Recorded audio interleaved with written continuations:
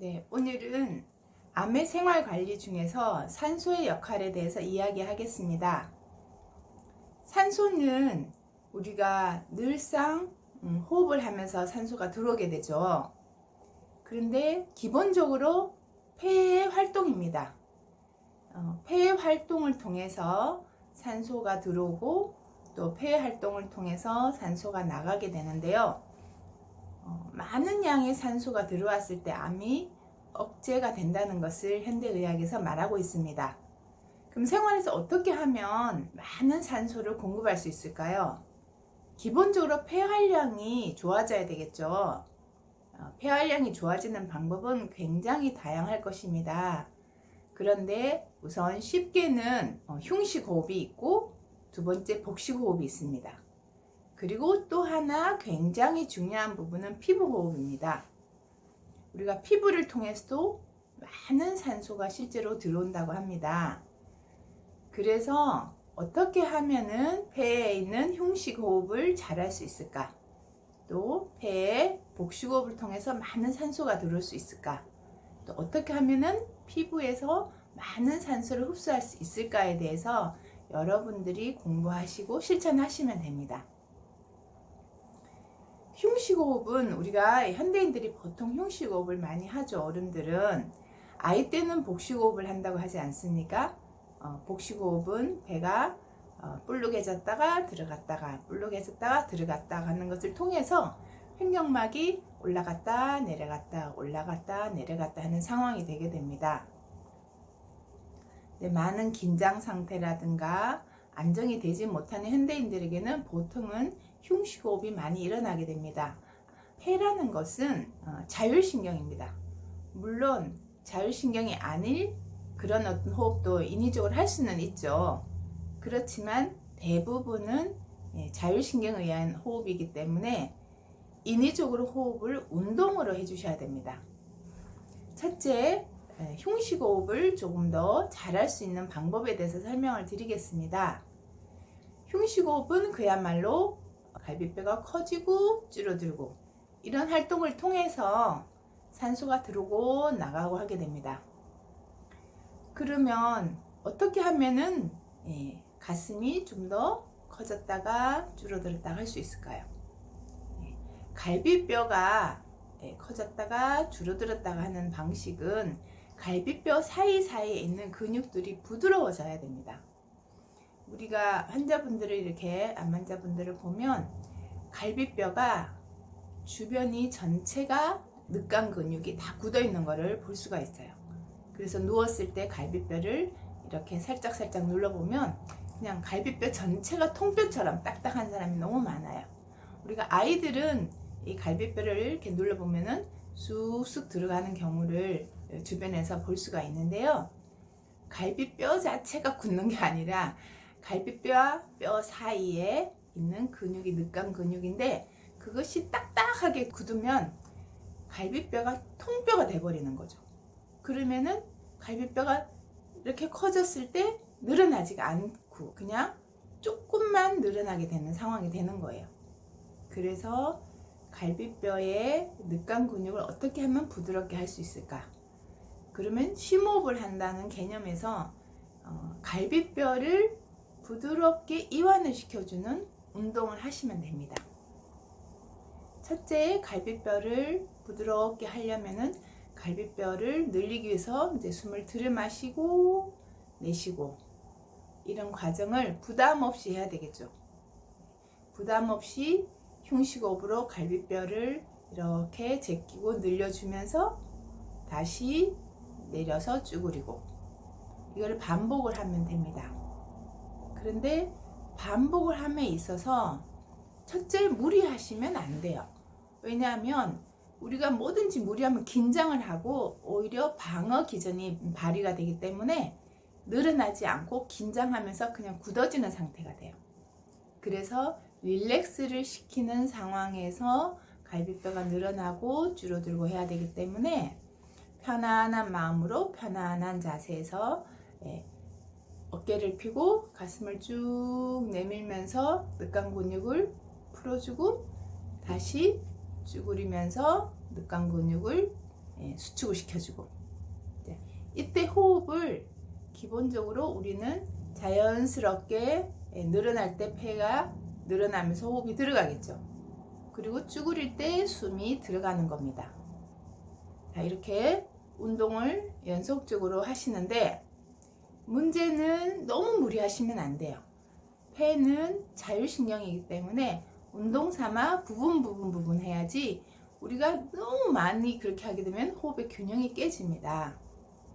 그래서 흉식호흡을 지금 알려드린 방식대로 갈비뼈를 늘리면서 부드럽게 늘려주고, 숨은 들이마시고 그 다음에 숨을 내쉬면서 갈비뼈를 쭈그려주고, 이거를 반복을 하시면 됩니다. 그런데 부드럽게 잘 되게 하기 위한 요령이 있습니다. 우리는 숨을 들이마셨다가 내쉬었다가, 보통 그죠? 호흡하세요 그러면 크게 들이마셨다가 후 내쉬고 이렇게 하잖아요. 보통은 그렇게 하는데, 우리가 조금 더 부드럽게 릴렉스가 되게 하는 방식은 이완이 더 잘 되게 하게 한 방법을 해야 되거든요. 이완이 더 잘 되게 하려면 숨을 먼저 이렇게 내쉬는 겁니다. 숨을 쭉 내쉬어서 먼저 쭈그려주고, 그리고 숨을 들이마시면서 제껴주고, 이렇게 하게 되면 조금 더 릴렉스가 잘 됩니다. 그거는 금방은 모를 수 있는데요. 이치는 이런 겁니다. 숨을 다 토해내게 되면 저절로 숨이 이제 부족하니까 스톱하고 숨을 들이마시게 되죠.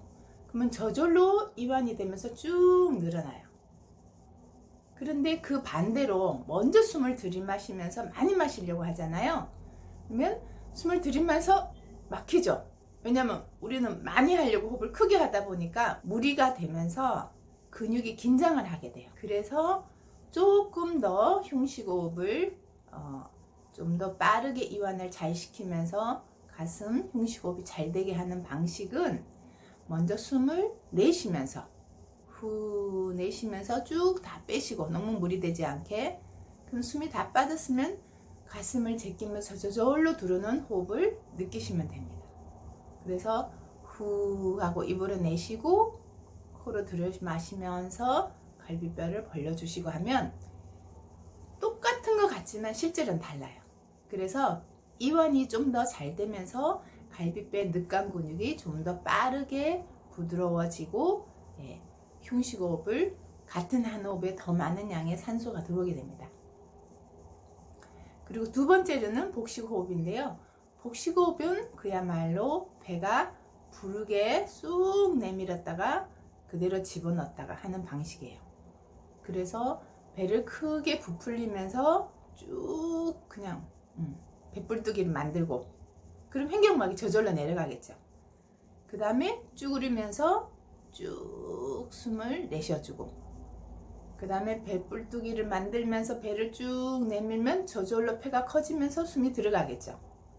그리고 다시 쭉 내쉬면서 몸을 쭈그리면서 횡격막이 올라가게 하면서 숨이 나가게 됩니다. 이렇게 해주시면 되는데, 주의사항이 또 있어요. 이거를 길게 너무 하시면 균형이 깨질 수 있어요. 그래서 저희가 권해드리는 방식은 자주 짧게 여러 번 하시면서 이걸 생활화하시는 것이 좀 더 좋아요. 왜냐하면 호흡 균형을 너무 깨게 해서 길게 하다 보면은 그 자율신경에 무리가 갈 수 있어요. 그래서 다른 운동들은 길게 스트레칭을 오래 할 수 있지만, 폐호흡이라는 것은 자율신경이 대부분이고, 인위적으로 하는 호흡은 일부 하면서 근육을 부드럽게 하고, 그래서 늑간 근육이 잘 벌어져서 갈비뼈가 크게 벌어져서 흉식호흡이 잘 되게 하는 방식이고, 또 복식호흡을 배를 쑥 내밀고 그냥 쭈그리고 하면서 횡격막이 올라갔다 내려갔다 하면서 폐활량을 늘리는 방식이기 때문에 너무 무리하게 하지 마시고, 짧은 시간을 자주 하는 방식을 본인한테 맞춰서 하시고, 잘 되면 조금 더 길게, 조금 더 깊이 있게 하실 수 있습니다. 그리고 세 번째로는 이제 피부 호흡입니다. 우리가 피부가 무슨 호흡을 하나 생각하실지 모르지만은 피부로도 산소가 굉장히 많이 들어갑니다. 그래서 온몸을 페인트 칠을 해서 사람이 지내면 그것이 산소 부족증이 생겨서 굉장히 위험한 상황으로 간다고 그래요. 쉽게 설명하면은 피부에 땀구멍이 있지 않습니까? 그럼 수분이 들락날락 하지만 거기를 통해서도 산소가 들어가고 나가고 하는데 너무 피부가 닫혀 있으면 땀도 잘 안 나지만 산소도 들어가고 나가고 호흡을 잘 못하게 됩니다. 그러면은 피부 호흡은 어떻게 하느냐? 물론 여러 가지 방법이 있겠지만 우선 환자분들이 굉장히 효율적으로 좋게 할 수 있는 것은 삼배 마사지와 또는 면수건 마사지입니다. 삼배는 동양에서 할머니 할아버지들이 나이 드신 분들이 입었고 면옷은 어린아이들한테 입혔잖아요. 삼배는 양이 많은 그런 천이에요. 그래서 몸에 닿아 있을 때 몸의 음독을 빼는 그런 역할을 해요.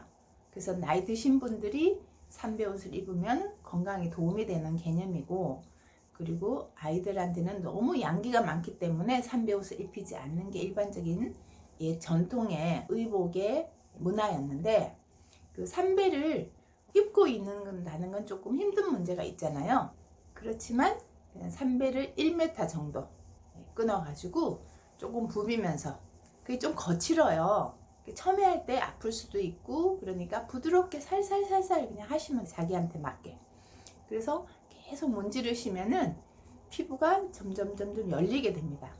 얼만큼 해야 되느냐는 건 사람마다 다르니까 본인한테 맞춰 보시고, 이게 정말 좋을까? 라고 만약에 확인하고 싶으신 분은 이렇게 하시면 돼요. 예를 들어서 똑같이 하는데 이 손등을, 그죠? 손등에다가 왼쪽은 많이 삼배를 문지르고 오른쪽은 조금 문지르고, 이거를 반복해서 한 달 이상 해보세요. 그러면은 이 왼손과 오른손의 피부 상태가 완전히 달라져요. 열심히 더 많이 문지른 곳은 피부가 기름기를 칠해놓은 것처럼 반질반질해져요. 그래서 실제로 우리 세포가 살아나서 산소가 많이 공급되는 피부 호흡이 훨씬 잘 되는 것을 확인할 수 있고요. 만약에 처음에 조금 삼배가 너무 거칠어서 힘들다 하실 때는 우선 면수건으로 시작하세요. 면수건으로 건포로 문지르는 걸 하시고, 이제 조금 적응이 되시면은 그 다음에 삼배로 같이 하시면 됩니다.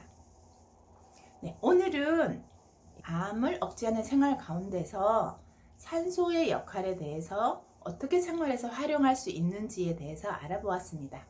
다음에 또 만나요.